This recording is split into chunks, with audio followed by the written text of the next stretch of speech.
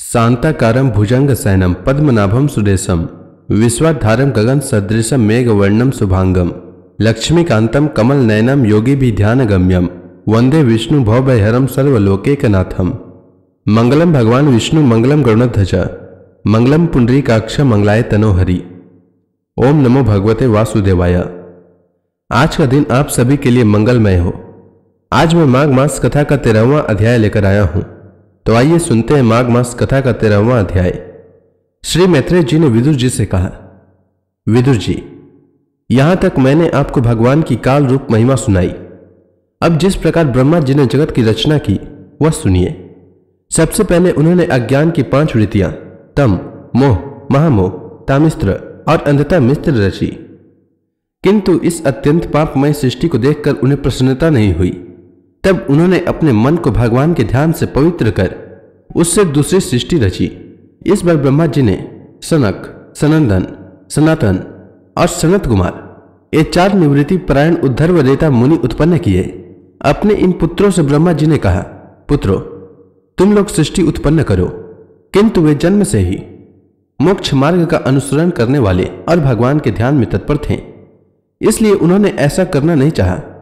जब ब्रह्मा जी ने देखा कि मेरी आज्ञा न मानकर ये मेरे पुत्र मेरा तिरस्कार कर रहे हैं, तब उन्हें असह्य क्रोध हुआ। उन्होंने उसे रोकने का प्रयत्न किया, किंतु बुद्धि द्वारा उनके बहुत रोकने पर भी वह क्रोध तत्काल प्रजापति की भौहों के बीच में से एक नीले और लाल रंग के बालक के रूप में प्रकट हो गया। वे देवताओं के पूर्वज भगवान रुद्र रो रो कर कहने लगे, जगत पिता विधाता, मेरे नाम और रहने के स्थान बतलाइए। तब कमल योनि भगवान ब्रह्मा ने उस बालक की प्रार्थना पूर्ण करने के लिए मधुर वाणी में कहा, रो मत, मैं अभी तुम्हारी इच्छा पूरी करता हूं। देवश्रेष्ठ, तुम जन्म लेते ही बालक के समान फुट फुट कर रोने लगे, इसलिए प्रजा तुम्हें रुद्र नाम से पुकारेगी। तुम्हारे रहने के लिए मैंने पहले से ही हृदय, इंद्रिय, प्राण, आकाश, वायु, अग्नि, जल, पृथ्वी, सूर्य, चंद्रमा और तप ये स्थान रच दिए हैं।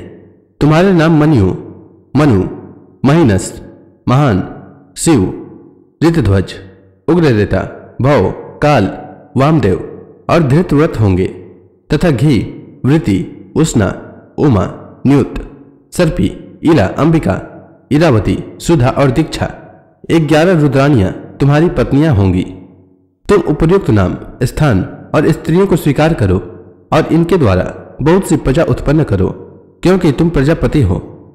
लोकपिता ब्रह्मा जी से ऐसी आज्ञा पाकर भगवान नील लोहित बल, आकार और स्वभाव में अपने ही जैसी प्रजा उत्पन्न करने लगे।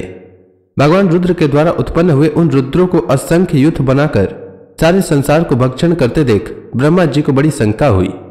तब उन्होंने रुद्र से कहा, सूर्यश्रेष्ठ, तुम्हारी प्रजा तो अपनी भयंकर दृष्टि से मुझे और सारी दिशाओं को भस्म किए डालती है, अतः ऐसी सृष्टि और न रचो, तुम्हारा कल्याण हो। अब तुम समस्त प्राणियों को सुख देने के लिए तप करो, फिर उस तप के प्रभाव से ही तुम पूर्ववत इस संसार की रचना करना। पुरुष तप के द्वारा ही इंद्रियातीत, सर्वांतर्यामी, ज्योतिष स्वरूप श्रीहरि को सुगमता से प्राप्त कर सकता है। श्री मैत्रेय जी कहते हैं, जब ब्रह्मा जी ने ऐसी आज्ञा दी तब रुद्र ने बहुत अच्छा कहकर उसे शिरोधार्य किया और फिर उनकी अनुमति लेकर तथा उनकी परिक्रमा करके वे तपस्या करने के लिए वन को चले गए। इसके पश्चात जब भगवान की शक्ति से संपन्न ब्रह्मा जी ने सृष्टि के लिए संकल्प किया, तब उनके 10 पुत्र और उत्पन्न हुए। उनसे लोक की बहुत वृद्धि हुई। उनके नाम मरीचि, अत्रि, अंगिरा, पुलस्त्य, पुलह, क्रतु, भृगु, वशिष्ठ, दक्ष और 10वें नारद हुए। इसमें नारद जी प्रजापति ब्रह्मा जी की गोद से, दक्ष अंगूठे से, वशिष्ठ प्राण से, भृगु त्वचा से, क्रतु हाथ से, पुलह नाभि से, पुलस्त्य ऋषि कानों से, अंगिरा मुख से, अत्रि नेत्रों से और मरीचि मन से उत्पन्न हुए। फिर उनके दाएं स्तन से धर्म उत्पन्न हुआ, जिसकी पत्नी मूर्ति से स्वयं नारायण अवतीर्ण हुए तथा उनकी पीठ से अधर्म का जन्म हुआ और उससे संसार को भयभीत करने वाला मृत्यु उत्पन्न हुआ। इसी प्रकार ब्रह्मा जी के हृदय से काम, भवों से क्रोध, नीचे की होठ से लोभ, मुख से वाणी की अधिष्ठात्री देवी सरस्वती, लिंग से समुद्र, गुदा से पाप निवास स्थान राक्षसों का अधिपति निरृति, छाया से देवहूति के पति भगवान कर्दम जी उत्पन्न हुए। इस तरह यह सारा जगतकर्ता ब्रह्मा जी के शरीर और मन से उत्पन्न हुआ। विदुर जी, एक बार ब्रह्मा जी यह सोच रहे थे कि मैं पहले की तरह सुव्यवस्थित रूप से सब लोगों की रचना किस प्रकार करूं। इसी समय उनके 4 मुखों से 4 वेद प्रकट हुआ। विदुर जी ने पूछा, तपोधन, विश्व रचयिताओं के स्वामी श्री ब्रह्मा जी ने जब अपने मुखों से इन वेद आदि को रचा तो उन्होंने अपने किस मुख से कौन वस्तु उत्पन्न की, यह आप कृपया करके मुझे बतलाइए। श्री मैत्रेय जी ने कहा, विदुर जी, ब्रह्मा ने अपने पूर्व, दक्षिण, पश्चिम और उत्तर के मुख से क्रमशः ऋक, यजु, साम और अथर्व वेदों को रचा। इसी प्रकार आयुर्वेद, धनुर्वेद, गांधार्व वेद और स्थाप्य वेद, इन 4 उपवेदों को भी क्रमशः उन पूर्वादि मुखों से ही उत्पन्न किया। फिर सर्वदर्शी भगवान ब्रह्मा ने अपने 4 मुखों से इतिहास पुराण रूप 5वां वेद बनाया। विदुर जी, ब्रह्मा जी ने पहला कामशक्त शरीर जिससे कोहरा बना था छोड़ने के बाद दूसरा शरीर धारण करके विश्व विस्तार का विचार किया। वे देख चुके थे कि मरीचि आदि महान शक्तिशाली ऋषियों से भी सृष्टि का विस्तार अधिक नहीं हुआ, अतः वे मन ही मन पुनः चिंता करने लगे।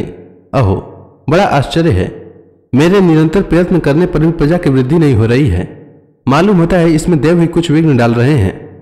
जिस समय यथोचित क्रिया करने वाले श्री ब्रह्मा जी इस प्रकार देव के विषय में विचार कर रहे थे, उसी समय अकस्मात उनके शरीर के 2 भाग हो गए। कब ब्रह्मा जी का नाम है, उन्हीं से विभक्त होने के कारण शरीरों को काय कहते हैं।